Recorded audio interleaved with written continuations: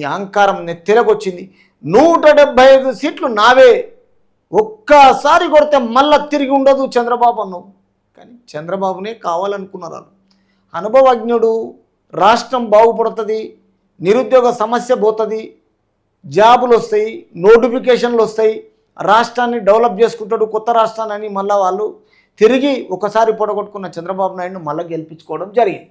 కాబట్టి ఆంధ్ర రాష్ట్రంలో పైపులు, ఇసుక, కంకర దొంగిలించారు. ఇవన్నీ దొంగిలించారు మీరు. మైనింగ్ ఏంది, బొగ్గు ఏంది, వాటర్ ఏంది, పైపులు ఏంది, ఇసుక ఏంది, తర్వాత మద్యం ఏంది, ఇవన్నిటికీ దొంగతనమే చేసారు మొత్తం. ఎవ్వడుకు చూడకుండా అనవసరంగా ఒక పెద్ద చిన్న తారతమ్యం లేకుండా ఒక పెద్ద నాయకుడు అని చూడకుండా ఇట్లాంటి దుర్భాషలు, అసభ్య పదజాలాలతోటి నాశనం చేసిన ఘనత ఇలా తెలంగాణ రాష్ట్రంలో అయినా ఆంధ్ర రాష్ట్రంలో అయినా ఈ కేసీఆర్ వల్లనే వచ్చింది. కాబట్టి ఒక దుర్మార్గుడు వల్ల రాజధాని బలైపోయింది. అంటే ఈరోజు 5 సంవత్సరాలన్నా మేలుకుంది నయం. అదే 5 సంవత్సరాలు డెవలప్ చేస్తే ఈరోజు ఎక్కడికో ఉంటుండే కదా, ఈరోజు పిల్లలు బాగుపడుతుండే కదా, నిరుద్యోగ సమస్య పోతుండే కదా. ఇలాంటి కార్యక్రమములు, ఇలాంటి మేనిఫెస్టోలు రిలీజ్ చేసుకోకుండా వాగ్దానం మిగిలిపెట్టి మీ అధికారం కొరకు ప్రజలను బలి చేసారు మీరు. ఎంతవరకు కరెక్ట్ ఇది? కాబట్టి అమరావతి 5 కోట్ల మంది రాష్ట్ర ప్రజల కలల రాజధాని అమరావతి విధ్వంసానికి గురైందని ఏపీ ముఖ్యమంత్రి చంద్రబాబు ఆవేదన వ్యక్తం చేశారు. అమరావతిని అన్ని రకాలుగా దెబ్బతీసే ప్రయత్నం చేశారు. చివరికి రాజధానిలోని భవనాల్లో తలుపులు పగలగొట్టించి అసాంఘిక కార్యకలాపాలకు వేదికగా మార్చాలని మండిపడ్డారు. గురువారం రాజధాని ప్రాంతంలో చంద్రబాబు 4 గంటల పాటు విస్తృతంగా పర్యటించారు. నాటి సీఎం జగన్ తాను అధికారంలోకి వచ్చిన వెంటనే ప్రజావేదికను కూల్చివేసి తన విధ్వంసక పాలనను ప్రారంభించారు. చంద్రబాబు కూలిన ప్రజావేదిక ప్రాంతంలో మొదలుపెట్టి రాజధాని ప్రాంతంలోని అన్ని భవన నిర్మాణ సముదాయాలను పరిశీలించారు. అంటే మొదటి నుంచి ఎప్పుడైతే చంద్రబాబు చేసిండో. కాబట్టి చంద్రబాబు ఇంత కష్టపడ్డ తర్వాత తనకు ఒక బాధ్యతను పక్కకు జరిపేసి నీకు అధికారం ఇచ్చినప్పుడు నువ్వు ఏది పట్టించుకోకుండా చేస్తే రాష్ట్ర ప్రజలు ఏం కావాలి? ఎవరి గురించి చేస్తారు మీ పట్టుదలలు? ఎందు గురించి మీ వాగ్దానాలు? ఎల్లకాలం ఏం చేస్తారు? జీవితాంతం ఇక్కడ ఉండాలనుకుంటున్నారా? కాదు, ప్రజల గుండెల్లో చిరస్థాయిగా నిలిచిపోయేటట్టు పనిచేయండి. చిరస్థాయిగా ప్రజల గుండెల్లో నిలిచిపోయేటట్టు పనిచేయండి. ఫలానా నాయకుడు ఇంత మంచోడు, అతని నాయకత్వంలో ఉన్నప్పుడు ప్రజలకు మేలు జరిగింది, విద్యార్థులకు మేలు జరిగింది, ఉద్యోగస్తులను చాలా బ్రహ్మాండంగా చూసుకున్నారు, లా అండ్ ఆర్డర్ కంట్రోల్ ఉంది, ప్రతి ఒక్కరికి న్యాయం జరిగేటట్టుగా ఇలాంటి పనులు చేయండి. మీ పాలకవర్గంతో చేయించండి. ప్రజల మనోవేదాలను, వాళ్ళ బాధలను తెలుసుకోండి. చట్టసభల్లో పెట్టండి.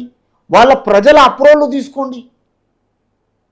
అసలు రియల్గా చెప్పాలనుకుంటే మీకు జగన్మోహన్ రెడ్డికి పరిపాలన చేయడమే చాలా దుర్మార్గమే.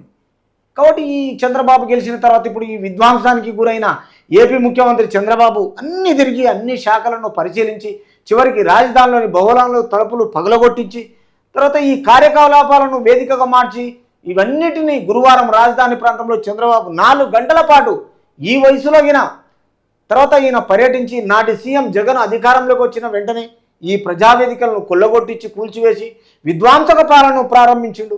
మళ్ళీ ఇప్పుడు ఇవన్నీ 5 సంవత్సరాల చంద్రబాబు మళ్ళా కూలిన ప్రజావేదిక ప్రాంతంలో మొదలుపెట్టి రాజధాని ప్రాంతంలో అన్ని భవన నిర్మాణాలను సముదాయకంగా పరిశీలించి అనంతరం తర్వాత సీడ్ యాక్సెస్ రోడ్లలో రైతుల సమక్షంలో మీడియాతో మాట్లాడి అమరావతి మనకు చిరునామా లాంటిది అని 5 కోట్ల మంది దిశను నిర్ధారించి రాజధాని 3 రాజధానులు అంటూ 3 ముక్కలాటలు ఆడేసుకొని ఇలా మొత్తం నాయకులతోటి ప్రజలకు వినేటట్టుగా ప్రజాపరిపాలన చండాలంగా చేసేసి ఏ ప్రజలను పట్టించుకోకుండా ఎవరిని పడితే అలా కిడ్నాప్ చేయడము, హత్యలు చేయడము, తర్వాత అందులో ఉన్న దొంగ నాయకులు ఒక 5-6 మంది ఉన్నారు వెధవలు.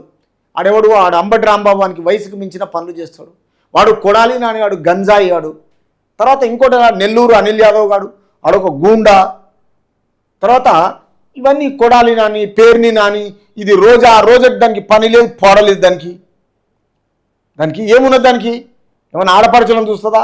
కుంభకోణాలు మొత్తం స్కాన్ చేసేసి మొత్తం నెట్టున ముంచేసింది. కూర్చొని ఈడ జబర్దస్త్ ప్రోగ్రాంలో చేసుకుంటా జగనన్న హ్యాట్సాప్ అన్న అసెంబ్లీలా సిగ్గు శరం ఏం లేదు. పంది బలిచినట్టే బలిచింది. ఆంధ్ర రాష్ట్ర ప్రజలు మొత్తం నిలువలో ఉంచింది. తర్వాత ఈ విధంగా అమరావతి మనకు చిరునామా లాంటిది. తర్వాత ఈ 3 రాష్ట్రాలు కావాలని 3 ముక్కలాట చేసినట్టుగా రమ్య అది ఆడనికి. ఒక రాజధాని ఉంటుంది ఒక రాష్ట్రానికి.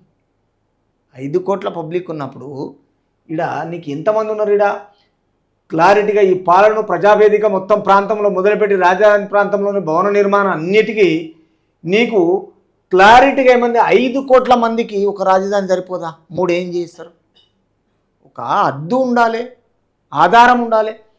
తర్వాత మంచి పనితో పాలన ప్రారంభిస్తారు. కానీ జగన్ ప్రజావేదిక కూల్చివేతతో పరిపాలన మొత్తం మొదలుపెట్టి నాశనం అయిపోయింది. 5 ఏళ్ల కిందట వేసిన మట్టి ఎక్కడిది అక్కడే ఉంది. 7 ఉన్న చెట్లు మొలిచిపోయినాయి, మొత్తం బిల్డింగ్లు మొత్తం కూలగొట్టేసారు, మొత్తం ఎక్కడ జంగు పట్టిపోయినాయి. అంటే ప్రజలకు విలువ లేదా? ఇక్కడ ల్యాండ్లకు విలువ లేదా? అమరావతి అంటే ఈరోజు ఆంధ్ర రాష్ట్రం ఎక్కడికో వెళ్ళిపోతుంది. ఒక నాయకుడు చేసిన దాన్ని మనం పర్యటించి మన ఆలోచనతో ప్రజలకు మంచి జరగాలనే ఆలోచనతో పనిచేయాలి. కానీ వాడు చేసిండు కదా, వాడు చేసినట్టు నేను పెద్ద తోపు, నేను పైనుంచి దిగొచ్చిన. అందరం మనుషులమే, అందరం అన్నమే తినేది, గడ్డి తినేది కాదు. ఒక నాయకుడు ఏదో కొంచెం మార్పు ఉండాలి, కానీ మొత్తానికే మార్పు చేయాలంటే అది నష్టపరిహారం ఎవరికి? ప్రజలకు. ఆ ప్రజలకు నష్టపరిహారం జరిగినప్పుడు నువ్వు నాయకుడు కావు, దుర్మార్గుడవు. ప్రజలకు నష్టం చేసేటోడు ప్రజా పరిపాలన ఉండకూడదు. ఆలోచన చేయండి.